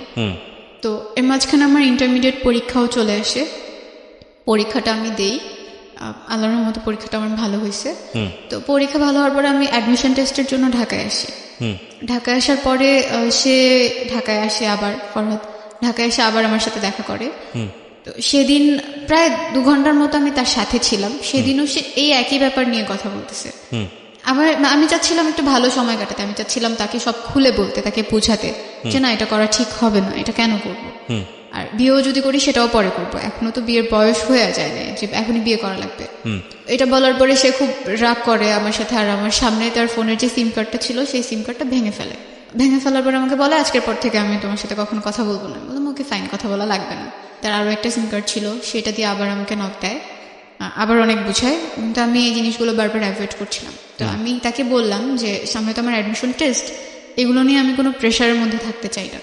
রোজার ঈদের মধ্যে আমি আবার গ্রামে আসি নানু বাসায় বেড়াতে। জি। নানু বাসায় থাকি 2 দিনের মতো। 2 দিন পরে আমি ঢাকায় যাই, গিয়ে আমি আমার একটা ভাইয়ার বাসায় বেড়াতে চাই ঢাকায়। ভাইয়ার বাসায় যখন যাই আমার প্রচন্ড রকমের জ্বর চলে আসে, প্রচন্ড কাশি আসতো, কাশির সাথে রক্তও পড়তো। তো সবাই ভাবছিল যক্ষা হয়েছে হয়তো। তো এটার জন্য হসপিটালে যাওয়া লাগতো আমার প্রায় প্রতিদিন, কফ পরীক্ষা করা লাগতো, ব্লাড টেস্ট করা লাগতো। একদিন কফ পরীক্ষা করার পর সেটা রিপোর্ট দেয়, তো বলে যে আবারও কফ পরীক্ষা করা লাগবে। আমি কফ পরীক্ষা আবারও করতে যাই। যাওয়ার পরে সেদিন রিপোর্ট নিয়ে জাস্ট গাড়িতে উঠছি, এখন বাসায় যাব। বাসায় যখন যাওয়ার জন্য গাড়িতে উঠলাম, হুট করে আম্মু আমাকে কল দেয়। কল দেওয়ার পরে আম্মু আমাকে বলতেছে তুমি কই। আমি বললাম যে হ্যাঁ আমি এখন হসপিটাল থেকে বাসায় যাচ্ছি।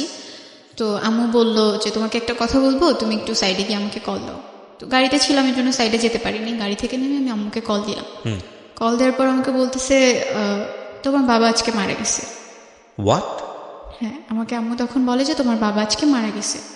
তো তার ভেতরে কথাটা বলার মধ্যে না ওরকম কোনো ফিলিংস ছিল না যে সে কান্না করতেছে, সে ইমোশনাল হয়ে গেছে, এমন কোনো কিছু ছিল না। হুট করে যখন এটা শুনলাম, এর মাঝখানে বাবার সাথে তো আমার কোনো যোগাযোগ ছিল না, আমি জানতামও না যে সে কোথায় আছে, কার সাথে আছে। আম্মু মাঝে মধ্যে নাকি কল দিত, আম্মুর সাথে মাঝে মধ্যে কথা হতো। আম্মুকে বললাম যে আচ্ছা ঠিক আছে আমি তোমার সাথে পরে কথা বলি, এটা বলে আমি বাসায় চলে আসলাম, ভাইয়াদের বাসায়। তো এর মাঝখানে সবাই জেনে গেছে ব্যাপারটা, সবাইকে বলা হয়েছে। তখন পর্যন্ত না আমার খারাপ লাগতেছিল না, আমার কেন জানি মনে হইতেছিল যে বাবা মনে হয় মরে গেছে, ভালোই হয়েছে। এখন হয়তো বা তাকে কেউ বলবে না যে সে তো খারাপ ছিল, এখন হয়তো বা কেউ তার উপর ভাগ বসাতে আসবে না, বা আমার আম্মুকে আর কোনো কথা শুনতে হবে না। আমি মনে মনে খুশি হয়েছি যে হ্যাঁ মরে গেছে তো ভালো হয়েছে। এখন তো আমি বলতে পারবো সবাইকে যে আমার বাবা মারা গেছে। এখন আমাকে এই কথাটা বলতে হবে না যে আমার বাবা মা সেপারেট, তারা আলাদা থাকে। The line is very very important for everybody যারা ফ্যামিলিতে আছেন। সন্তান যদি আপনার কাছে ইম্পর্টেন্ট হয়ে থাকে, এই কটা লাইন একটু মাথায় রাখেন সারাটা জীবনের জন্য। ওকে, তারপর? এরপর আমি ভাইয়ার বাসায় গেলাম। ভাইয়ার বাসায় যাওয়ার পরে ভাইয়া ভাবছে যে আমি জানি না কিছু, মানে আম্মু যে আমাকে বলছে এটাও আমি কারোর কাছে তখনও বলিনি। ভাইয়া বলতেছে তোমাকে একটু মিরপুরে যাওয়া লাগবে, তোমার ফুপ্পি যাইতে বলছে। আব্বু তখন ফুপ্পির বাসায় মারা গেছেন। তো আমি ভাইয়াদের সাথে মিরপুরে গেলাম। আমার ভেতরে ওরকম কোনো কিছুই কাজ করতেছিল না যে আমার বাবা নাই, আমার একটা জিনিস হারাই গেছে, এরকম কোনো কিছু আমার ফিল হচ্ছিল না, আমার কান্নাও আসতেছিল না। আমি ফুপ্পি বাসায় যখন যাই, রোডে অনেক জ্যাম থাকার কারণে প্রায় রাত হয়ে যায়, 8টার মতো বেজে যায়। যাওয়ার পরে ওখানে গিয়ে আমাকে প্রথম কথা শুনতে হয়, আসছে এখন ঢং দেখাইতে আসছে, বাবা মারা গেছে, তার মধ্যে কোনো কিছুই কাজ করে না, সে এখন রূপ দেখানোর জন্য আসছে। এটা বলতেছিল মেবি আমার কাজিনরা। তো যাওয়ার পরে আমি বাবাকে দেখতে পারিনি, তখন তাকে মাটি দেওয়া হয়ে গেছে কালশি কবরস্থানে। তো ওখানে 5 মিনিটের মতো মনে হয় আমি ছিলাম, এর বেশি আমি থাকিনি। আমি ভাইয়াদেরকে বলে, ফুপিদেরকে বলে চলে আসছি, কারণ আমি ওখানে কেন থাকবো, যেহেতু বাবাকে আমি আর দেখতে পারতেছি না, আর ওখানে সবাই বাজে ধরনের কথা বলতেছে, তো চলে আসছে ওখান থেকে। আসার পরে যেটা জানতে পারি যে বাবা নাকি খুব করে চাইতো আমি একবার তার সাথে দেখা করি, সে নাকি আম্মুকে সবসময় বলতো। তো আম্মুও একবার আমাকে বলছিল যে তোমার বাবাকে তোমার ফোন নাম্বার দিব, আর তোমাকে তোমার বাবার ফোন নাম্বারটা দিব, তুমি তার সাথে গিয়ে একবার দেখা করে আসো। তো দেখা হয় নাই, কারণ আমি অসুস্থ হয়ে গেছিলাম, এই জন্য আর দেখাটা করতে পারিনি। ওখান থেকে আসার পরে আমার অতটা খারাপ লাগতেছিল না, কেন জানি আমার খুব খুশি লাগতেছিল, অনেক বেশি খুশি লাগতেছিল। আজকে আমি সবার কাছে বলবো যে হ্যাঁ আমার বাবা মারা গেছে, আমি ফেসবুকে একটা স্ট্যাটাস দিব আমার বাবা মারা গেছে। হয়তো আর কোনোদিনও কারো কাছে আমাকে বলতে হবে না, ছোট হতে হবে না যে আমার বাবা আলাদা থাকেন, বা একটা ফ্যামিলির রিজনের কারণেই সে আলাদা থাকেন। অ্যাডমিশন টেস্টও প্রায় শেষ হয়, এর মাঝখানে আমার বাসায় একটা বিয়ের প্রপোজাল আসে। তো আম্মু চাচ্ছিল যে বিয়েটা হয়ে যাক, আর এর মাঝখানে ফরহাদের সাথেও রিলেশনটা চলছে কোনো রকম। ওইভাবে কথা হতো না, মাঝে মধ্যে কথা হতো, মাঝে মধ্যে সে নক দিত, আর যখনই একটু ভালোভাবে কথা বলতাম তখনই সে আবার সেই বিয়ে, ফিজিক্যাল রিলেশনশিপ এগুলোকে টেনে নিয়ে আসতো। তো এই জন্য আবার 2-3 দিন পর কথা বলতাম, একসাথে কথা বলতাম না। তো আম্মু হচ্ছে যখন বিয়ের জন্য আমাকে প্রেশার দিচ্ছিল, আমি তখন আম্মুকে সবকিছু বুঝায় বলি, আমার যা যা বলার ছিল সবই বলি, যে না আমি পড়তে চাই, আমাকে পড়তে হবে, তোমার জন্য কিছু একটা করতে হবে। আর সোসাইটিতে এমন একটা জায়গায় গিয়ে আমরা দাঁড়াবো, তখন আমাদের পাস্ট টেনে কেউ আর আমাদেরকে কোনো কিছু বলবে না। তোমার ভাইটার কি অবস্থা হলো ওই সময়? ভাইয়া তখনও মালয়েশিয়াতে আছে। তখন মালয়েশিয়াতে? হ্যাঁ, আচ্ছা, ওখানে আছে, ফোন দেয়, মাঝে মধ্যে কথা হয়। তো এর মাঝখানে ফরহাদ যখন আমাকে প্রচন্ড প্রেশার দিচ্ছিল, আর আমার ফ্যামিলি নিয়ে সে কন্টিনিউয়াসলি আমাকে এক একটা বলতো, আমি তখন ডিসাইড করি এই রিলেশনশিপটা আমি এনিহাও শেষ করে দিব, কন্টিনিউ করবো না। মানে ফ্যামিলি নিয়ে বলতো, মানে তোমার বাবা মার সেপারেশন নিয়ে এসে বলতো? সব সময় বলতো, প্রত্যেকটা কথায় কথায় আমাকে এই ব্যাপারটা নিয়ে কথা বলতো। তো এই জন্য আমি তার সাথে রিলেশনটা শেষ করে দিই একদম।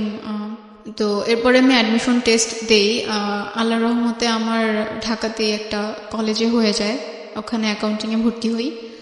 আম্মুর ব্যাপারটা যেটা আমি সবার কাছে এখনো পর্যন্ত বলি, যে আমার মা বাইরে থাকেন না, আম্মু ঢাকাতে থাকেন, এটাই বলি। আমি যখন ঢাকাতে স্টে করি তখন যদি অপরিচিত কেউ আমাকে জিজ্ঞেস করে, আমি বলি আম্মু গ্রামে থাকেন, আম্মু আমার সাথে থাকেন না। এখনও যে আম্মু বাইরে থাকে এই ব্যাপারটা আমি কারোর সাথে শেয়ার করি না, মানে আমার কাছে খারাপ লাগে। আর এখনও মনে হয় যে আমি যদি এই কথাটা বলি সবাই হয়তো আমাকে 1000টা প্রশ্ন করবে, কেন বাইরে থাকেন, কি সমস্যা। আর এইগুলোর উত্তর দিতে গেলে আমাকে আবার পেছনের কথাগুলো টানতে হবে। আমি এখনো কারোর কাছে বলি না যে আম্মু বাইরে থাকেন। আল্লাহর রহমতে সবকিছু ভালো চলছে। আমি জানি যে তোমার গল্পটা এখানে শেষ হয়ে যাবে, বিকজ তুমি এই জায়গাটাতে আছো। আমরা ইভেন 10-এর গল্পটাকে বড়ও করতে চাই না। যে লজ্জাটা তুমি তোমার মাকে নিয়ে পাচ্ছ, যদি প্রশ্নটা খুব রাফলি করি, কেন পাও? আমি মানুষের কথাকে ভয় পাই। আচ্ছা, মানুষ তোমাকে খাওয়ায়, তোমার মা তোমাকে খাওয়ায়? আমার মা। তাহলে যেই মানুষরা তোমাকে একবেলা খাওয়ায় না, সেই মানুষের কথা লজ্জা পেয়ে লাভ কি? যেই মা তার সন্তানকে কাছে রাখতে পারেনি, পরের বিদেশে গিয়ে নিজের জীবনটা বাজি রেখে সারা জীবন কষ্ট করে এবং সংসারের ভালোর জন্য গেল, সংসারটাও হারালো, তো সেই মা তোমাকে রুটি রুজি করে খাওয়ায়, তাই না? তোমার ভবিষ্যতের জন্য চিন্তা করে, চাইলে তার একটা বিয়েও করতে পারতো, করেও নাই। মানুষের বাসায় গিয়ে খুব কষ্ট করে কাজ করে বিদেশে, তো সেই মায়ের পরিচয় দিতে তুমি লজ্জা পাও, এটা কি ঠিক হচ্ছে? আমি তোমাকে খুব স্ট্রেটলি কোয়েশ্চেনগুলো করছি, কারণ আমি জানি যে বাংলাদেশে অনেক সন্তানরাই এটা করে, এবং অনেক কৃষকের সন্তান আছে যারা অনেক বড় বড় অফিসার হয়, কিন্তু তারা বলতে লজ্জা পায় যে আমার বাবা কৃষক ছিল। এটা আসলে ওদের দোষ না, এটা আসলে সমাজের দোষ। কিন্তু কথা হচ্ছে যে পাল্টাবে কোত্থেকে? কেউ যদি শুরু না করে পাল্টাবে কোত্থেকে? তো কাউকে না কাউকে তো শুরু করতে হবে। তোমার বয়স এখন 17, তুমি কাদামাটির মতো আছো। তুমি যদি লজ্জা পাও, এটা তোমার ভুল ধারণা। তোমার ভেতরে কিন্তু বিবেক আছে, কারণ যে ছেলেটা তোমাকে বারবার বিয়ের চাপ দিচ্ছিল, তুমি তাকে বিয়ে করে একটা সুন্দর জীবন বেছে নিতেই পারতা। আমি জানি না জীবনটা সুন্দর হতো কিনা, বাট বলার জন্যই বলছি। তো তুমি সেটা করনি, কারণ তোমার বাবা মাকে নিয়ে তারা শিক্ষাটা দেয়, বা তোমাদের তুমি একটা খুব রাফ একটা ডিসিশনে এসছো, যেটা তোমার জন্য কঠিন ছিল। তার মানে তোমার মধ্যে তো বিবেক বোধ আছে। তুমি একই বিবেকটা এই জায়গাটা একটু কাজে লাগাও। তোমার বাবা যদি কোনো ভুল করে থাকে, সেটা তার ভুল, জি। কিন্তু তুমি তো তার পরিচয়টা অস্বীকার করতে পারো না। অফকোর্স পারো না। এক। 2 নাম্বার হচ্ছে যেটা যে তোমার মা যে পরিশ্রমটা করে যাচ্ছে সেটাকে তোমার খুব প্রাউডলি বলা উচিত, আমি যেটা মনে করি। সো আজকের এই অনুষ্ঠান থেকে তোমার জন্য শুধু একটা কথাই বলা, সন্তানদের জায়গাটা থেকে, বাবা মা যে অবস্থায় থাকুক না কেন, সে যত বড় ভুলই করুক না কেন, সেই জায়গাটাই তুমি বিচারকের আসনে যেতে পারবে না। সেটা রাইট ধর্ম আমাদেরকে দেয়নি, এবং আমাদের সিস্টেমের জায়গা থেকেও আমরা সেটা করতে পারি না, কোনোভাবেই পারি না। তো আমার মনে হয় তুমি তোমার এই ভুলের জায়গাটা থেকে বের হয়ে আসো। আজকের এই গল্পটা থেকে প্রিয় শ্রোতা, বিশেষ করে ব্রোকেন ফ্যামিলি সন্তান যারা আছেন, তাদের যে কষ্টটা, সেটা আসলে আমরা আমাদের জায়গা থেকে বুঝতে পারবো না, যারা আছে তারাই জানে। আমাদের সমাজটা রাতারাতি পরিবর্তন হবে না, এটা কাউকে না কাউকে পরিবর্তনের জায়গাটা থেকে এগিয়ে আসতে হবে, তাহলেই হয়তো পরিবর্তন হবে।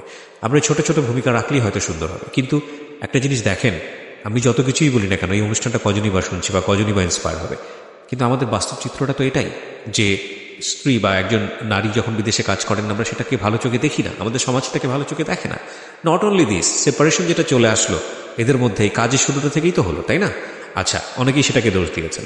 হ্যাঁ, বাবা সেখানে নিজেকে নিয়ন্ত্রণ করেনি, সেজন্য সন্তানদের উপর দুর্ভোগ নেমে এসছে। আমি বলবো যে আমাদের অনুষ্ঠানের যে আরিফা, সে অনেকখানি লাকি, সৌভাগ্যবান। সামহাও কোনো না কোনোভাবে পরোক্ষভাবে সে তার ফ্যামিলি মেম্বারদের কাছ থেকে সাপোর্ট পেয়েছে, যে কারণে সে ডিরেইলড হয়নি, ডিসিশন নিতে পেরেছে। কিন্তু এইরকম একটা জায়গায় বসে অনেক আরিফাই নষ্ট হয়ে যায়, অনেক আরিফার ভবিষ্যৎ শেষ হয়ে যায়। এবং আমার মনে হয়, আমি বারবারই সে কথাটা বলি, যে সন্তানকে যদি একটা সুন্দর আশ্রয় না দেয়া যায়, অন্তত চেষ্টাটুকু যদি আপনি না করেন, তাহলে সন্তানকে দুনিয়াতে নিয়ে আসার দরকারটা কি? আমাদের গল্পটা এখানেই শেষ হবে, আরিফার গল্প। যে আরিফা, তোমার জন্য শুভকামনা থাকছে, এবং তুমি আজকের এই জীবন গল্পটা থেকে যেটা মনে করে এখানে এসেছিলে, সেটা তো আমার লাস্টের কথাগুলো অবশ্যই, কিন্তু তোমার জন্য আজকের পর থেকে আমি মনে করি তোমার খুব প্রাউডলি তোমার বাবা মায়ের পরিচয় দেওয়া উচিত। তারা যে ভুলটা করেছে, তুমি যখন একটা পরিণত বয়সে যাবে, তুমি হয়তো রিজনটা খুঁজে বের করতে পারবে, এবং আমি চাইবো যে তুমি সেই ভুলটা না করবো, আমিও সেই ভুলটা না করি, বা যারা শুনছেন তারাও সেই ভুলটা না করুক। কিন্তু ভুল কখনো কখনো জীবনে চলে আসে, এবং ভুল মানুষ করে, ভুল থেকে বের হয়ে আসার জন্য চেষ্টা করে। তো আমার মনে হয় যে তোমার বাবার বেস্ট মেমোরি যেগুলো তোমার লাইফে আছে, সেগুলোকে তুমি মনে করো যেহেতু তিনি পৃথিবীতে নাই, এটা একটা। আর দ্বিতীয়ত যেটা, যে তোমার মাকে তুমি সারাটা জীবন খুব সম্মানে, তুমি যত বড় হও, আমি তোমার জন্য দোয়া করি, আমাদের অনুষ্ঠানের শ্রোতা যারা আছে তারা দোয়া করে, তুমি অনেক বড় জায়গায় যাও, কিন্তু তোমার মার থেকে তুমি কখনো বড় হতে পারবে না। তোমার মা যে স্যাক্রিফাইসটা করেছে, এটা ভয়ানক রকমের স্যাক্রিফাইস। সো এটাকে প্রাউডলি বলো যে তোমার মা বিদেশে থাকে এবং তোমার মা পরিশ্রম করে তোমার, এবং কেউ যদি ওটাকে খারাপ চোখে দেখে, সেটাকে প্রতিবাদ করো, খুব